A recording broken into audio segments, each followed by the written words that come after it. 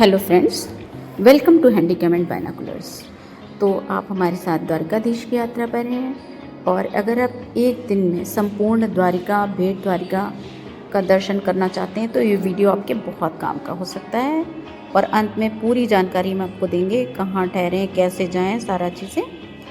और अभी आपको पूरा यात्रा करवाते हैं साथ में, तो बने रहिएगा अंत तक। तो सबसे पहले हम लोग गोमती के घाट पर हैं। यहाँ पे सूर्योदय देखना, यहाँ पे स्नान करना बहुत ही आनंददायक अनुभव है। इसके बाद हम दर्शन करने चलेंगे मंदिर में, बिल्कुल पास में ही है। अब इसके बाद हम निकलेंगे भेंट द्वारिका के लिए। तो सबसे पहले हमें मिलेगा रुक्मणी देवी का मंदिर। अब इनको आदि यात्रा का मालिक भी कहा जाता है। तो सबसे पहले हम यहाँ दर्शन करेंगे। इनकी बहुत सुंदर कहानी है। तो एक समय दुर्वासा ऋषि कृष्ण जी से मिलने आए और उन्होंने कहा कि आप दोनों हमें, यानी रुक्मणी जी और कृष्ण जी, अपने महल ले चलो रथ में।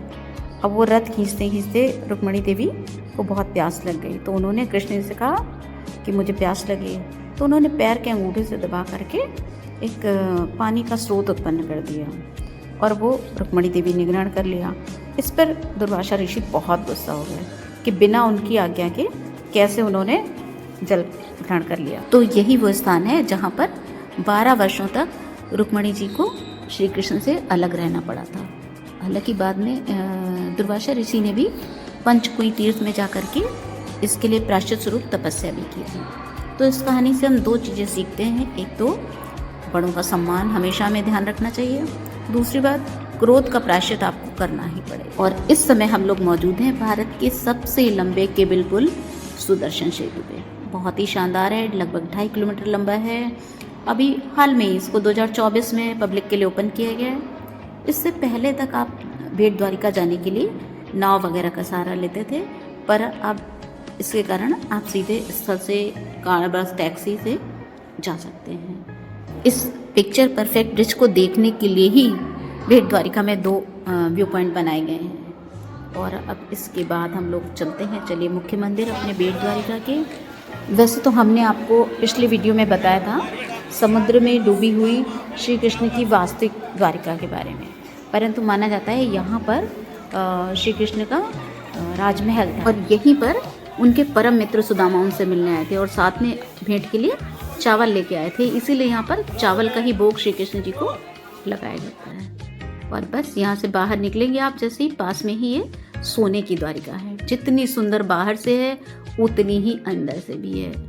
कृष्ण जी की लीलाओं की बहुत सारी सुंदर सुंदर सजीव झांकियां यहाँ पे आपको दिखाई देंगी, एक से एक सुंदर। और समस्त देवी देवताओं के अतिरिक्त यहाँ पर आपको भारत के सभी साधु संतों की भी मूर्तियां, जीवंत मूर्तियां आपको दिखाई देंगी। इसके अलावा छत पे की गई शीशे की कलाकारी अपने आप में अद्भुत है, बेजोड़ है। इसके बाद आप यहाँ से हनुमान दांडी नाम के मंदिर जा सकते हैं, जो कि भारत में अकेला ऐसा मंदिर है जहाँ पे हनुमान जी के साथ उनके पुत्र मकर ध्वज की भी मूर्ति है।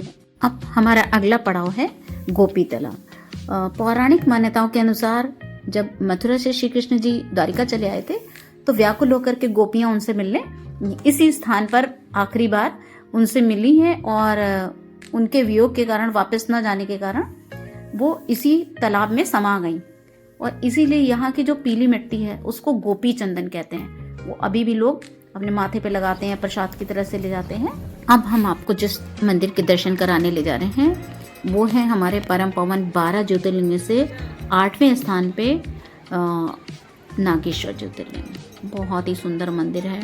मंदिर के बाहर ही एक बहुत ही विशाल प्रतिमा जो गुलशन कुमार ट्रस्ट द्वारा बनाई गई है, 80 फुट ऊंची प्रतिमा दूर से ही दिखाई देती है, वो स्थापित है। मंदिर के अंदर चांदी के कलेवर में शिवलिंग है। बहुत ही शांत, बहुत ही आध्यात्मिक वातावरण आपको यहाँ पे मिलेगा। बहुत ही ऊर्जा का जैसे आपको अनुभव होगा यहाँ पे आकर के। और ये हमारे लिए एक बहुप्रतीक्षित मनोकामना पूरी होने जैसा अनुभव था, जिसके हम बहुत दिनों से हमें प्रतीक्षा थी। मतलब कुछ यात्राएं ऐसी होती हैं कि जिन्हें करके आपको लगता है कि मनोरथ सिद्ध हो गया है। ये उसी तरह की यात्रा में से एक थी। और अब बस यहाँ से हम लोग लौट ही रहे हैं। ये कुल 32 किलोमीटर का द्वारिका से भेंट द्वारिका का सफ़र था और इसी के बीच में हम लोग ये सारी यात्राएं करते हुए आ रहे हैं। और अब हम लोग यहाँ पे पहुँच गए हैं शिवराजपुर बीच। ये ब्लू फ्लैग बीच है, यानी कि ये इंटरनेशनल मानकों पे ये खरा है, इकोलॉजी और सफाई और सुरक्षा सिक्योरिटी के सेंस में। तो बहुत ही शानदार है, बच्चों के लिए भी सब यहाँ पे साधन है, बहुत तरह के आप यहाँ पे वाटर स्पोर्ट्स कर सकते हो। और हमें तो खैर ढलता हुआ सूरज देखना था यहाँ पे, तो हम उसके लिए हमने इसको लास्ट स्टॉपेज में रखा था। अदरवाइज़ अगर आपको बिना धूप के इसको एंजॉय करना हो तो आप सवेरे आते समय भी कर सकते हो। यहाँ तक आने की अगर बात करें तो 270 रुपये पर पर्सन में लोकल बसेस आपको ये पूरी यात्रा करवा सकती है, लेकिन उसमें शिवराजपुर बीच नहीं इंक्लूड रहेगा। इसके अलावा आप ऑटो से, जो कि 1000-1500 के बीच में आपको पड़ेगा, उससे आ सकते हो, या फिर आप प्राइवेट कैब या टैक्सी करके भी आ सकते हो। वो लगभग 2500-3000 हज़ार रुपये पड़ेगा। सीज़न के अकॉर्डिंग थोड़ा बहुत वेरिएशन होता रहता है। और इसके बाद जब आप यहाँ से लौटोगे तो फिर भड़केश्वर महादेव और स्वामीनाथ मंदिर अवश्य आप देखते हुए जाओगे। और अभी हम लोग इस सनसेट को थोड़ा सा एंजॉय करेंगे। और अगर ये वीडियो पसंद आया हो तो आप इसको लाइक शेयर सब्सक्राइब कीजिएगा। और अभी और यात्रा में बाकी है, सोमनाथ दर्शन करने के लिए हमारे साथ इसी ब्लॉग में बने रहिएगा।